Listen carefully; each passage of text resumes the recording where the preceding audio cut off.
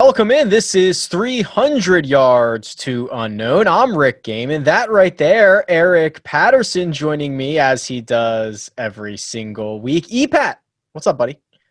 Not a whole lot, Rick. We were just saying I'm counting down the days till my wedding. I'm starting to do it by like tournaments. So I got like 3 more tournaments, and then my wedding's going to be falling on the Bermuda Championship. So that's a good one to take off. Very well planned by you. Yeah, smart. So when the outbreak originally happened, we had our honeymoon planned for when the Masters was rescheduled. Yeah, that was and I knew I had a keeper when she immediately started looking into rescheduling the honeymoon and not telling me to sit it out and carry on. So that was definitely a positive sign. That is awesome. Yeah, I messed that up. We went on our honeymoon during the Open Championship, which was my fault completely. Yeah, that's my life too much now revolves around the PGA Tour schedule. So these last few months have been tough with it always kind of the schedule always seemingly changing, but the fall's a nice time to take off, sit back and relax. Well, if you wanted to relax, we got a little bit of breaking news right before we hopped on here. Couple of interesting notes. Brooks Koepka tweets out that he's back in for the CJ Cup, which is next week. That's the second leg of this little Vegas swing. It'll be held at Shadow Creek, and he's back. I don't know what to expect, but he's back. I don't know what to expect either. I didn't think he would be coming back this early, but he is a defending champion. He is a defending CJ Cup champion. No cut. Coincidentally, this is where he fell and slipped. He slipped on the concrete in South Korea last year, and this is where the knee started taking getting worse and worse as the season went along. So it's come full circle that he's returning to the CJ Cup next week. But again, I thought he would just return at Augusta, maybe play the Houston Open or something. I don't know, to get the juices going again, but we'll see how he does. My expectations are not high. The no cut aspect, I guess, is pretty smart. If he's just trying to work back in, get guaranteed 4 rounds, not have to worry about grinding over a cut or anything like that. Yeah, I don't know what to expect. I don't know if this is one of these things where it just constantly lingers and we talk about it every so often. When's the last time you played? The Wyndham. So that was 6 weeks mid-August, like that. Yeah, and then he withdrew from the Northern Trust, which knocked him out of the playoffs, and then he said he wasn't going to be playing the U.S. Open. So he said it's gearing up for Augusta, and I guess this is part of his plan. He's had 2 months to rehab it. I thought maybe it would take another full month, but hopefully it's in the past. But it honestly doesn't seem like that's going to be the case for Koepka moving forward. He might always have something lingering or dealing with some sort of ailment, which is unfortunate. The other bit of breaking news is Phil Mickelson commits to his second PGA Tour Champions event. He's 1 for 1 in victories. He's putting the undefeated record on the line in Richmond, Virginia for the, let me make sure I get this right, Dominion Energy Charity Classic. How about that?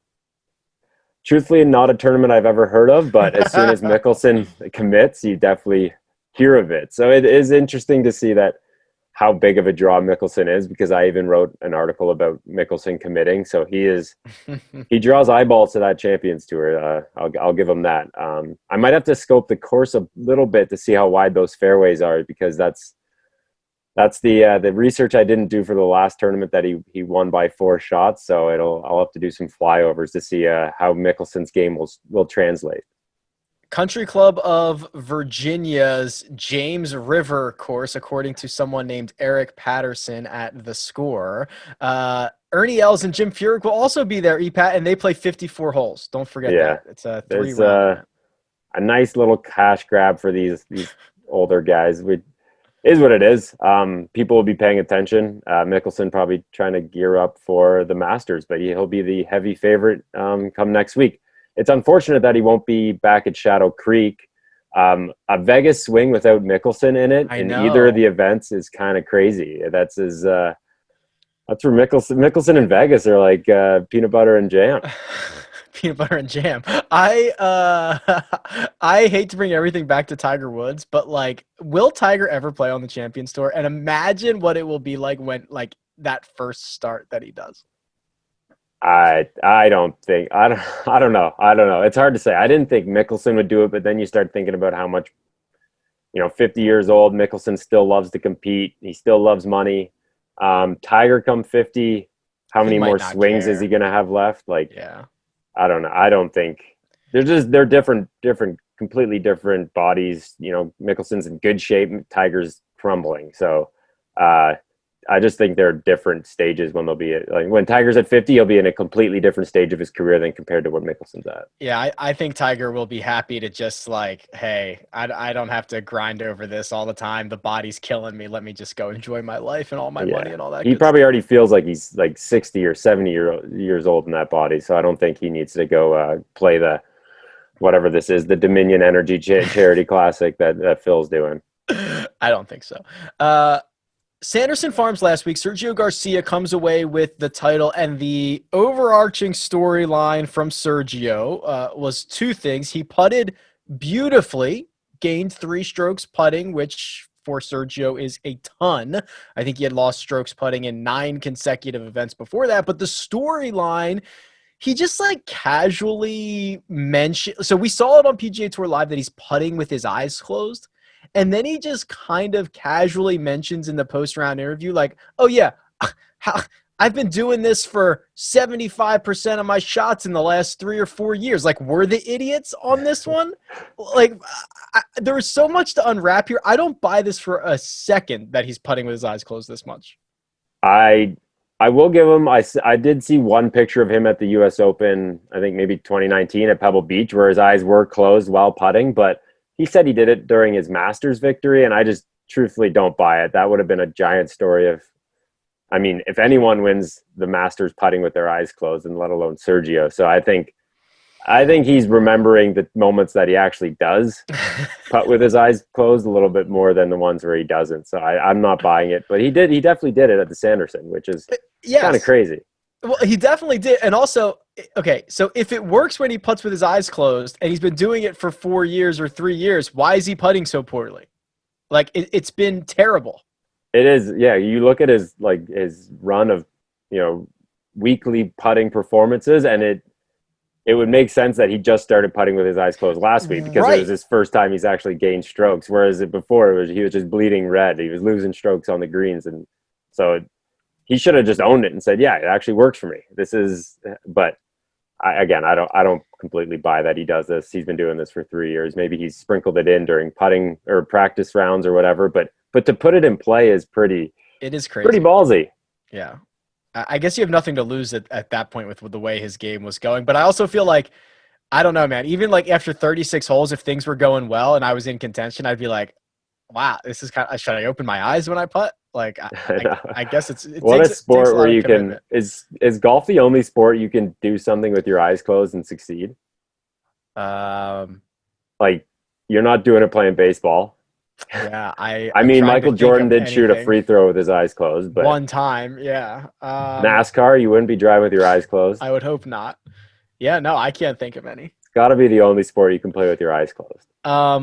I did go back and look at the 2017 final putt at Augusta, okay, because they have a million camera angles on him, right? They've got the fan reaction, they've got his shot, they have just the ball coming off the putter. It's every single angle. So the final putt, it looked like his eyes were open, but I will say I need like the second before. Like, I can't tell if the ball's already off his club face by that point. So that angle exists. I'm sure that footage is somewhere. It didn't make it to the telecast, but they have the angle. We can debunk this in like 5 seconds if somebody at CBS or somebody at like Augusta wants to share. Like, they always zoom in on like the guy's face while like that camera angle definitely exists. And I did catch myself going through Getty Images looking for old Sergio putting pictures, and I was just wasting my time. I couldn't find any, but yeah, Sergio, who would have thought? I thought Sanderson was a first-time winners venue, but I mean, even at the Safeway, we got two 40-year-old winners in 3 events to start this new season. What's going on? Craziness. I was just trying to think who won in Punta Cana again. Completely blanking. Swafford.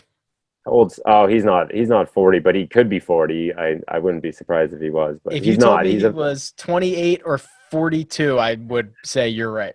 He's like my Harris English, who is, I think Swafford's like 33, which is just nuts because Harris English is I think he's like the same age as McIlroy, which blows my mind every time I hear it. Swafford is 33. Yeah, Harris English is younger than Ricky Fowler. is 31. 31. That's wild. And Ricky's 31 and born in December. Harris English is 31, born in July.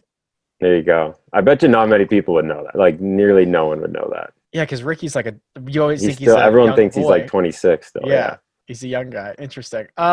Quick update on the fantasy league, the season-long fantasy. So I got a million messages about this, Eric. Like, It's exciting to hear that. yeah, everyone wants to play. Everyone had some great ideas. Everyone pointed me in directions of like, hey, try this site, try that site. So I've narrowed it down to 2 sites, and I want to get your opinions on this. Buzz Fantasy Golf, which is essentially just a custom golf league website, can get a lot of this done, but we would have to play with there's no custom scoring. You either just play with raw strokes or money that was earned, which I didn't necessarily love, but the rest of it seems like it's possible. And then the one that came back a lot was Fan Tracks, which I'm almost certain every single thing can be done. You can put in a custom scoring, but you can't use the custom scoring in rotisserie, which is what we wanted, Eric. So I wanted to say, use these categories, create a custom score, and then take that score against the 11 other owners every single week. It was just head to head. It's just like head to head. one on one. Yeah. So you can put in so I don't know which way to go because I like the head to, well, no, I liked the rotisserie because, some weeks you have a couple of guys playing, like you wouldn't be killed. It's not just more, the head to head's kind of luck of what events your guys are playing a little bit more. And then also with head to head, you'd have to really, I think, change the playoffs to be like multiple weeks because you don't want it to come down to some random head-to-head at the Wyndham where Rory's not playing, where DJ's not playing, and have that be like for your championship. Yeah, this is where it goes back to like comparing it to football, where if you have a bye week, that's like the only time your guy doesn't play or he's hurt. Right. But in golf, like you can go stretches with 3 or 4 straight events where your top dog is not playing. So, I guess you have 2 okay options, but still not the perfect one, which leads us to finding a developer and figuring this out on our own. Yeah, it might have to go that route. I did actually get also a lot of people were like, "Hey, I do development, and this would be something cool to do on the side." Like, so there's a lot of options. But it's good to hear there's a good amount of interest. Oh my God! I think there's something to be said there. Yeah, ton of interest. Also, what I also threw around was this last thing on this. Like, I guess your matchup. So, like, instead of going week to week, you could play this. Like, I could play you in our matchup over 2 weeks or over 3 weeks. I mean, the PGA Tour season's kind of long enough. You can do some more creative stuff, and instead of just having a 1 week matchup, you could have like a 2 week matchup. Might make it a little bit better. I don't know. That's something I considered. That's actually not bad. Like. So say there's like 32 weeks. NFL season's 16 weeks. So that's, you do a 2 week head to head in golf. I think that would make some sense because then it's just not as fluky. You eliminate some of that, the big name guys sitting out. So something to consider for sure. Or at least like, okay, I'm picking up this guy for 2 consecutive weeks, or you can kind of plan ahead a little bit if you're playing the same person, or like if you smoke me in week 1, I might want to punt week 2 and you know what I mean? Try to, I don't know. I think there's a bit more strategy. So I'll continue to bear that out. Would you be interested in joining just a league with me and opening it up to 8 to 10 other people? From basically now until, I don't even know how many weeks are left until Oof, not many. Yeah, maybe this isn't a good idea. I was gonna say, There'd and just make be, sure it works, right? Just make sure like the waiver claims work and stuff like that. How many yeah, weeks I'm left? trying to think of this guy. I think there's like 6 tournaments left, so Yeah, you'd maybe have to this do isn't it worth it. really quick. But Yeah. I'm all for giving stuff a try. I think even Hmm. if you did it like 4 teams and just figured it out that way. Yeah, I just want to make sure like that way when we get to Sony, like I'm not super surprised at like how waivers work or something like that. You know what I mean? Okay, I'll kick that around. I thought there was more weeks left. There's really only, I mean, if we did it right now, CJ Cup, Zozo, Bermuda's not an opposite field event. That's its own thing. No, yeah, they got the full bump, 500 points, Masters invite, Wow. So CJ juicy. Cup, Zozo, Bermuda, Houston, Masters, RSM, Mayakoba 7. Yeah, it's not bad. It's a good trial run, I think, if you want to, All even right. if you made like a couple fake teams and just played against yourself for All right. for a month and a half. I might regret this. If you want to join a practice run league with Eric Patterson and I'm going to regret this. This Email could me. be, yeah, this could be either you get crickets or you have an influx of. Rick at RickRunGood.com. Email me. And you have to be able to draft like in the next 7 days. So before CJ Cup. And hopefully you'll be flexible because Eric and I will probably want to draft during the day when we're working. Likely, yeah, very, Because very that would be likely. better. So like if you could draft during the day before CJ Cup, email me. And you want to be active. We won't put anything in, but I'll send you like some swag if you win, just so we can test this out. Email me. I wish I could offer the same, but yeah, the Rick Run Good swag is that's enough. I'll swag it up. Okay, we are in the fall swing, and you wrote an article on thescore.com. Go check it out. 4 ideas to boost interest in the PGA Tour's fall swing. And I guess I know the answer to this, but I want to hear it from the mouth of the guy who wrote the article. Why does the PGA Tour's fall swing need a boost in interest? So the whole thought behind it was the PGA Tour is not going to steal eyeballs away from the other sports going on. Like Okay. you're not taking a football fan away from watching football on a Sunday or even college football on a Saturday. So you're not going to attract new viewers. What you want to try to do, in my opinion, would be to entice the fans that you already have to pay attention on Saturday and Sunday rather than just, worrying about football or other sports that are going on. So you have golf fans, they're interested in your sport, but they're probably not going to watch the Sanderson Farms because it is what it is. It's a 72-hole event.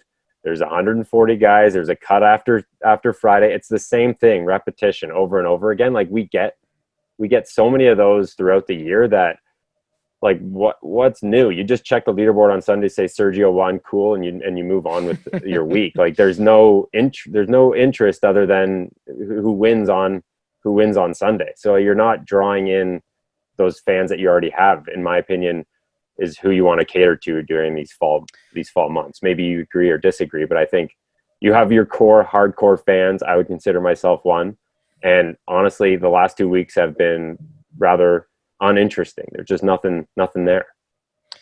I completely agree with you. I think that the PGA has correctly tried to avoid the NFL season for the most part, right? And I'm very interested to see what numbers the Masters does this year. The Masters is going up against Week 10 of the NFL, and I know it's Week 10 and like it's one of 16, but the NFL is still king. I'm very interested to see what those Sunday numbers look like. And I think it could be a proof of concept for what if at some point in the future you wanted to add a 5th major, a match play major, and put it in the fall. And that alone, guys might want to play the events leading up to it because they want to be in good shape for a potentially 5th major, right? Like we might be a decade or two away from that, but I do think there's going to be a barometer and we can take the temperature, maybe it's a thermometer of what the PGA Tour can do against the NFL in Week 10. Right, like 2020, this is to have 2 majors in the fall. This is maybe the worst time to write this article because there is a decent amount of interest. Yeah. There's a lot of interest already just because of the U.S. Open and the Masters, but during a standard year, like this is when the tour goes over to Asia, and they're probably not even expecting ratings anyways, right? They're those events are played overnight. It's a lot of sponsorship money, but I think this part of the season is the best time to get creative, best time to try new things. So one of my ideas was just make like a September sprint where you have 3 or 4 events.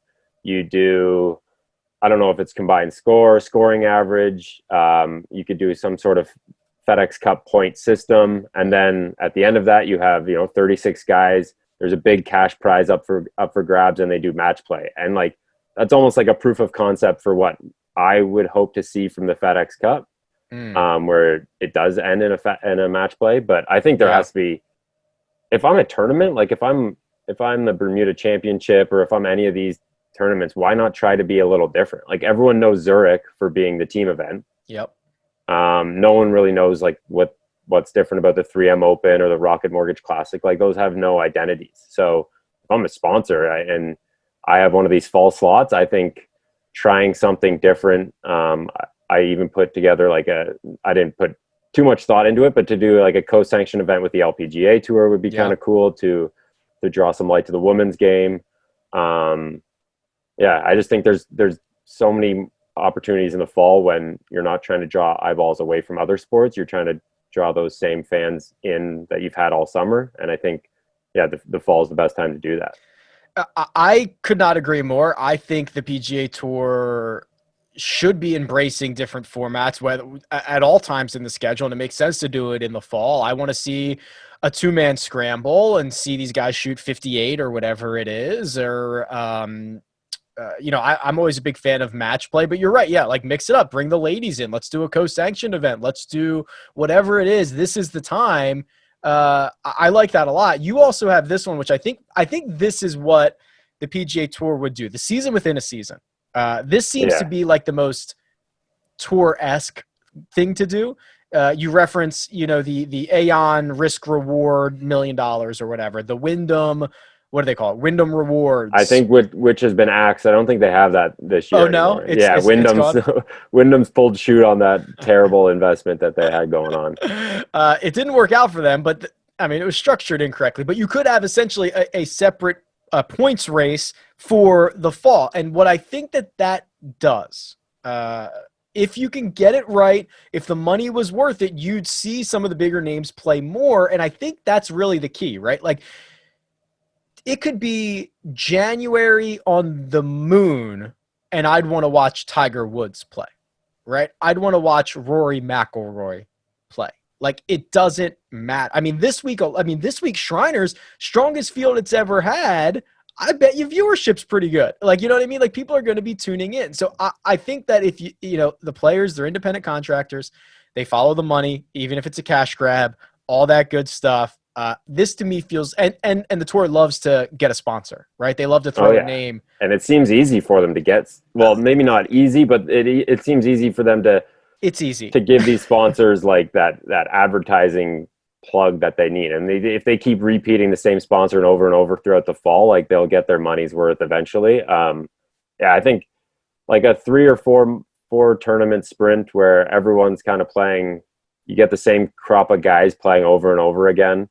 Maybe you don't draw the biggest names, like McIlroy doesn't need all the money, but like you could get like the Schefflers, the Zalatoris, like this new crop. Like I think there would just be Wolf would be probably playing in them all. Like here's that young, the secret. Excited group would be playing. You sell Nike on it, or you sell TaylorMade on it, and those guys have to show up. It's like you could do that for sure. It's like when RBC had, and DJ would have to show up, and Justin Rose would have to show up, and like that's what you do. You sell to TaylorMade, and all those guys will be there.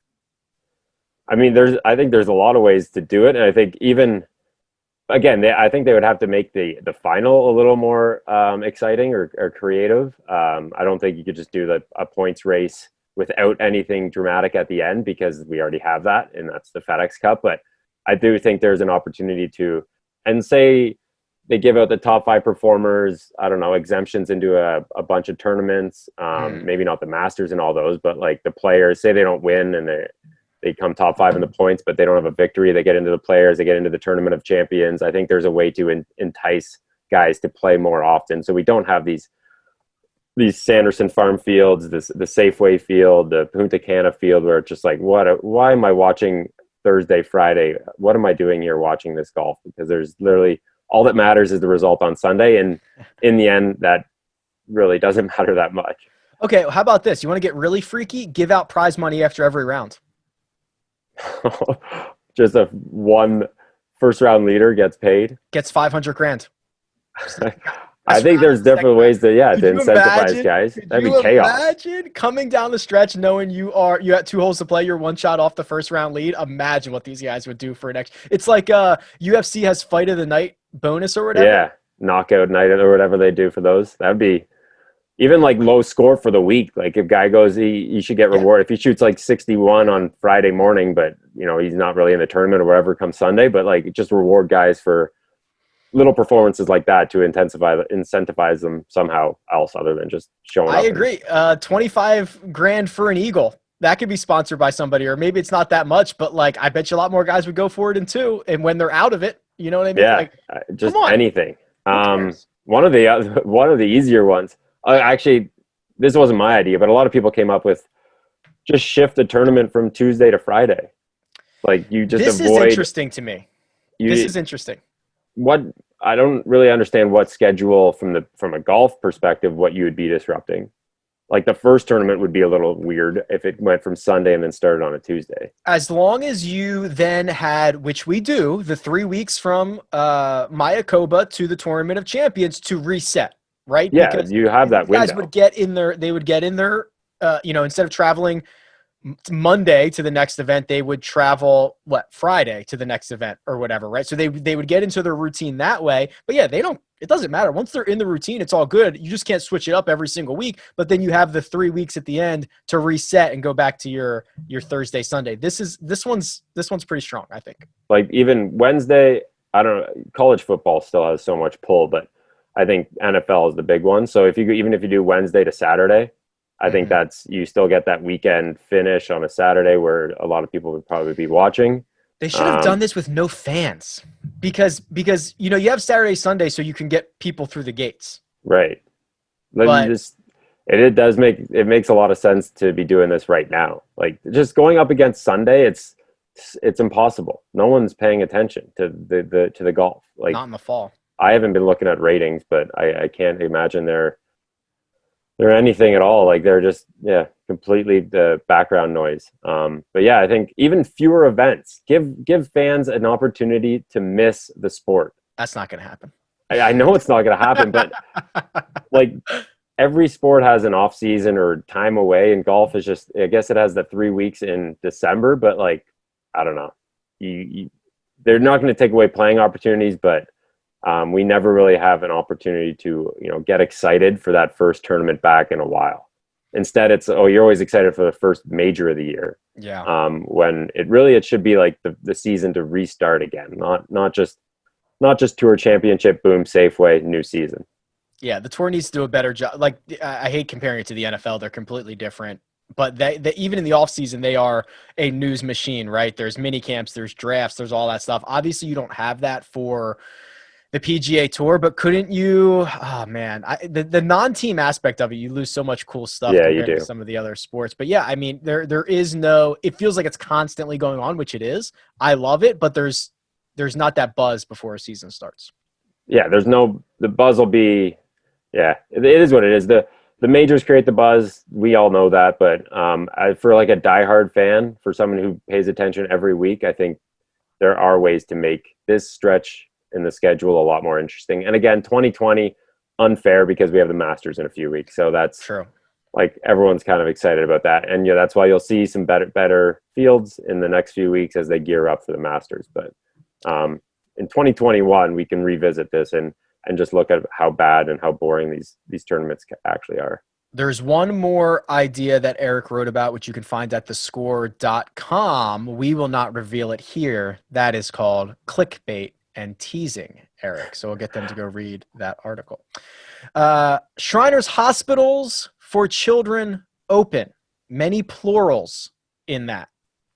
August Shriners is a name, though. It's not really a plural, is it? What is Shriners? I think Shriners is a group like Lions Club They wear those hats. and the little cars.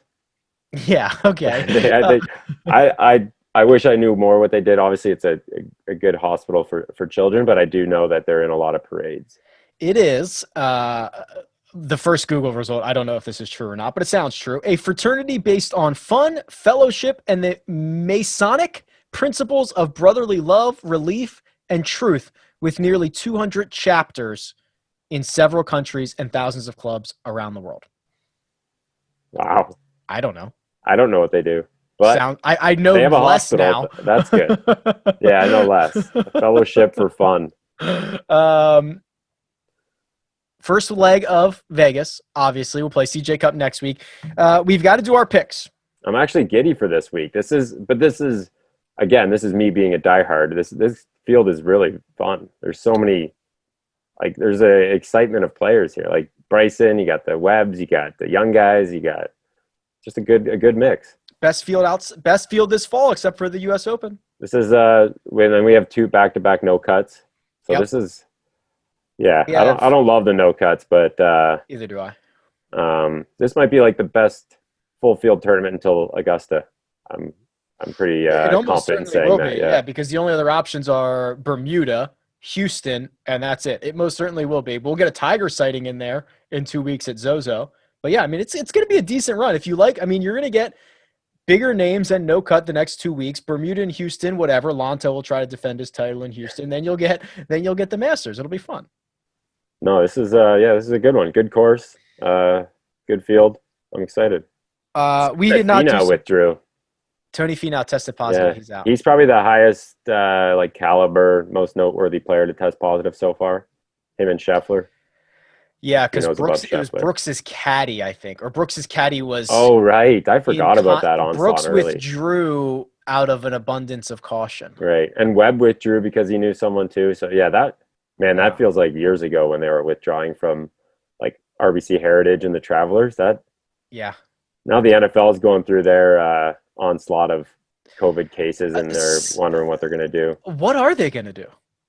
It's a lot harder when you got NFL teams traveling in planes. And golf, you can just isolate a guy and continue. But football, I mean, that's quite the hurdle they have to clear. I don't know how they're going to figure that one out. Yeah, and the scheduling, right? I mean, if the Titans, the Titans already missed one game, I guess. They're talking about if they're going to miss another one, and it's not like, I guess they still can. You add a week 18, you add a week 19, maybe you make some of these games up. I don't know. It's not like you see the MLB got away with this because they just tacked on double headers everywhere. Yeah, you can just fire up 7-inning doubleheaders or whatever they're doing. They just played easy to do. 14 games in 8 days or whatever. It's easy to get back on track. You can't fire up double headers in the NFL. But the one thing the NFL has, I guess, they could keep moving the Super Bowl back. Like it's 2020, 2021. Like if you play the Super Bowl in March, not that big of a deal. I agree. Interesting to see how it plays out. I have no idea how it's going to go. They should take the week off and give the Shriners the respect it deserves. That's right. The respect it deserves. Give it the shine, baby. We did not do so good last week at Sanderson Farms. Your sleeper was Ches Reavie. Mine was Davis Riley. Did Reavie make the cut? Because Reavie did. Reavie made, yeah. He was out of contention, and then he made like a triple and just ruined his week. I was on Reavie Watch last week. It wasn't great, but Reavie Watch. My top 10 was Will Zalatoris. He missed the cut, so excellent there. You had Scotty Scheffler finish, I think T37ish, and then our one and done. I had Scotty, so I got like a couple $1,000. And you had I had Burns. Sammy Burns. What happened to that? I don't know. Actually, let's go look. What was so like? I know he missed happened? the cut, but like people were pretty high on Sam Burns. I don't think I was alone on that one. He lost 3 strokes week. around the green in 2 rounds. What did he do? Chunk a couple? Sounds like it. Yeah, that's an odd one. Oh well. New week, new picks. So I'm feeling comfortable this week. Usually, like the last few weeks, I've had almost no feel going into them. This one, I'm probably overly confident, so that you know how that's going to end. I love it. Let's start with your sleeper then. What did we say? 40 to 1 or 50 to 1? Or deeper? 50 to 1. 50 to 1 or deeper. Your sleeper is? Oh man, you put me on the spot here. I'm going to go. because I know there are 66s out there on him. It's going to be Abraham Answer. Nice. My reasoning, hits it straight, hits it accurate, can putt it pretty well. He does everything that, this is Jeff Feinberg's line, he does everything that Morikawa does, but just not quite as well. I mean, so do I, just not like really Yeah. not as well. All right, I like that. I'm going with Denny McCarthy. I've already talked like 7 hours on Denny McCarthy this Yeah, week. if you listen to your string of podcasts on your show, on the First Cut, it's I've got your articles. I've You've got got the Denny routine down. overload. I've got the routine down. I can tell you everything. It's Denny. The answer is Denny. Top 10. I'll go first here. So we just get a designation if we get it right or not. I'm going with the Wolfman, Matthew Wolff, because I think he is. It's crazy to think that he went a year with one top 10. And now it's like he just piles them up and he's figuring it out. It's actually pretty cool to see. And this happened a lot when he first came out. We were like, yo, he could be DJ.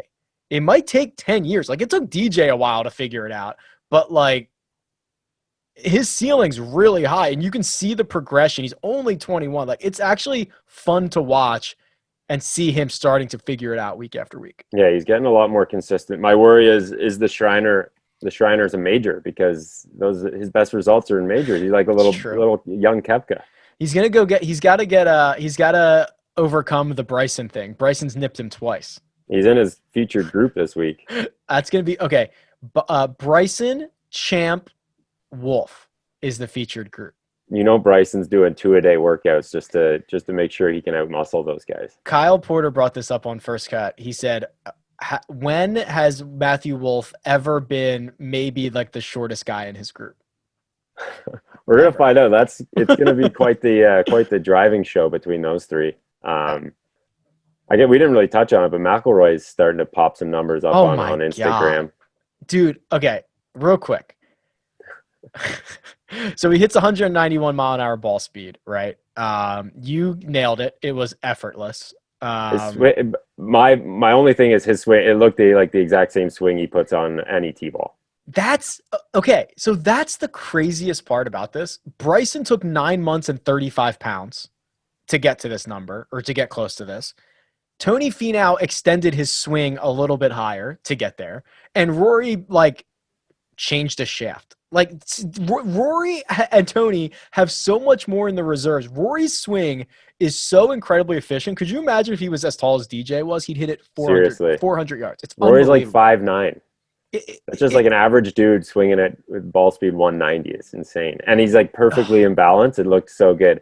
And there are some, like I've said it about like Will Gordon, I think. Even Cameron Champ, it looks pretty much effortless when they do hit it like 185 to 190 in ball speed. Whereas Bryson looks like he's gearing up to do like a world heavyweight lifting competition at the Olympics. It's like he's getting so geared up. But this long drive show come Thursday, Friday, it's gonna be fun. It's gonna be fun.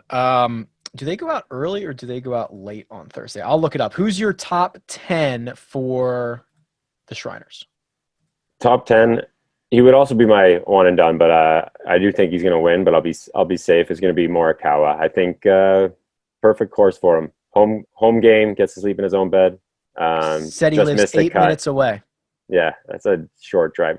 And like he said, he hasn't played this course a ton, but I saw that him and Justin Suh were out there like last week playing Summerlin. So those guys, they're familiar with it. I think Morikawa after a miscut is a motivated guy. Two things. That group is 7:15 a.m. Pacific time on Thursday, so bright and early. Get up. I guess not for everybody else, but 7:15 a.m. I don't think we talked about this.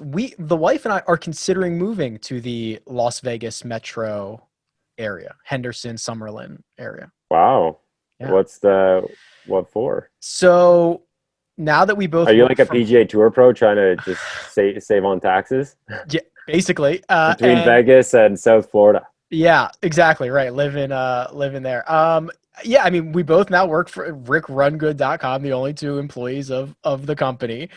We both work from home. As much as we love Southern California, we would get way more for our money basically anywhere else.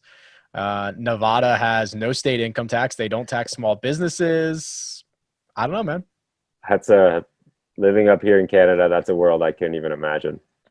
No income tax is just something I'd never even fathomed to have. But that does sound nice. I mean, yeah, we immediately get like a 16% raise, and our home size would double. Yeah, cost of living go down. It looks nice. Like Yeah. everyone thinks Vegas is the Strip, but these little Oh, no. suburbs around Yeah. it are probably really, really nice. I've never been, but definitely want to check it out. Yeah, we got to go visit and actually try to figure that all out. But like, there's as much as we love Southern California, like our families are here, but like, I mean, it's a pretty short drive. I mean, it's a short flight. It's 45-minute flight. It's like a 4-hour drive from where we're at. You'll be right in the hotbed of the PGA Tour pros. You and Me and Colin Kevin will be Na. buddies over at Summit Club or wherever he's a member at. Who's a member there?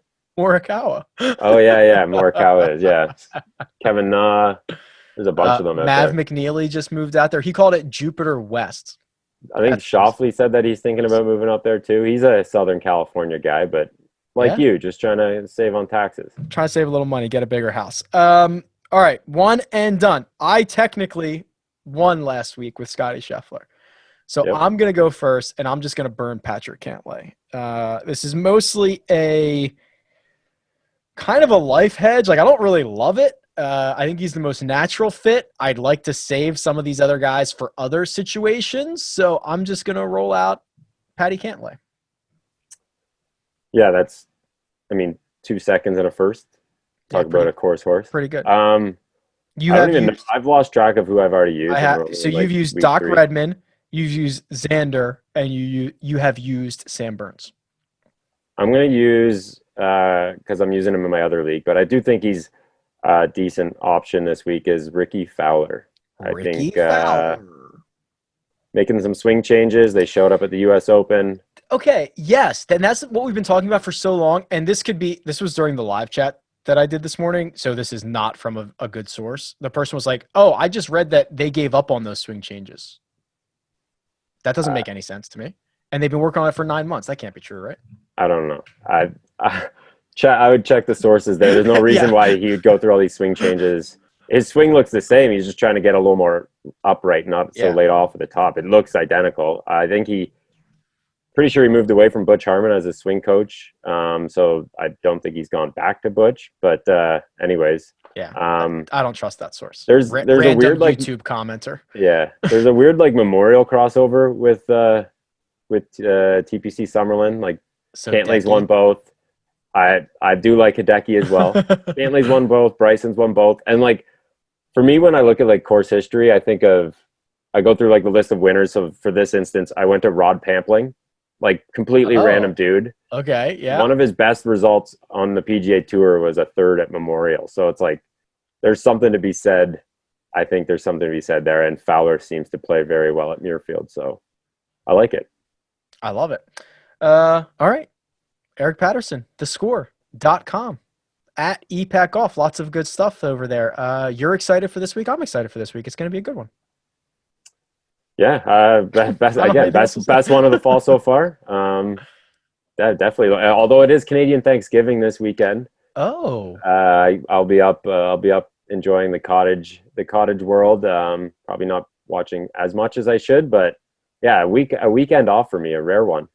Wow. Well, enjoy it. Happy Canadian Thanksgiving. If I don't talk to you, enjoy your time away, and we'll talk next week, buddy. Sounds good. All right, this has been 300 Yards to Unknown. Follow Eric, follow me at RickRunGood. All right, later. Catch you next time.